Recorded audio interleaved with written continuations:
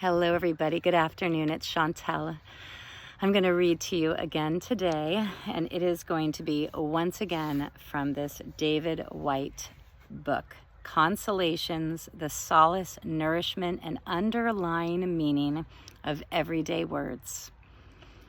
I am a lover of words. I have always been a lover of words. Particularly, it started in my teenage years, early teenage years. I used to read, and I would find a word that I never heard before, and I'd look it up, and then I'd write it in my journal, and I would use it in sentences. I would doodle all around it. It was a way for me to it felt good. There was a kind of flexion that was happening within my brain that felt very exciting. How I hold words now is very different.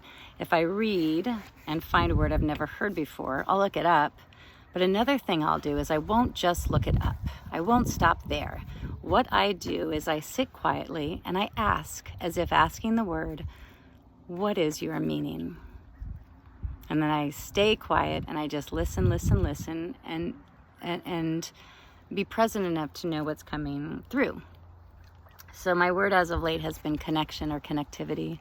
And it's been fun to see what unfolds as I hold this word. It's a much more gentle experience to hold it and to kind of receive than it is to look at what other people have written, to rewrite it down, to use it in a sentence. That's a very specific kind of part of my brain that I'm utilizing. This one is it feels much more organic, much more gentle. So as I hold a word, connection, connectivity, I sit and I wait. What is your meaning? And what came in, very fascinating and makes total sense, is connectivity is what is occurring in all moments at the level of our central nervous system. And, a big part of my practice and my teaching is about the brain and the neuronal processes that are taking place there, all about connectivity. So this was the first thing that came in, the connectivity that is inherent in my body, right? And then the second thing that came in was connection or disconnection, connection to others, my experiences, the events that have taken place. My thoughts and feelings around things have happened in relation to my connection or disconnection to others. And that so much of healing for me has to do with how I connect or reconnect to myself or someone else, or to a group, or to a community, or to the environment, to nature. There's a kitty. There are kitties everywhere.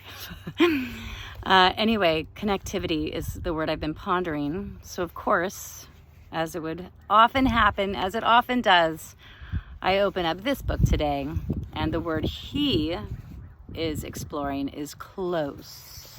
Close, close, close. So I'm just going to read you this first page. Close is what we almost always are. Close to happiness, close to another, close to leaving, close to tears, close to God, close to losing faith, close to being done, close to saying something or close to success, and even with the greatest sense of satisfaction, close to giving the whole thing up. Our human essence lies not in arrival, but in being almost there. We are creatures who are on the way, our journey a series of impending anticipated arrivals. We live by unconsciously measuring the inverse distances of our proximity, an intimacy calibrated by the vulnerability we feel in giving up our sense of separation. That's all I got. Have a beautiful, beautiful day. Take care.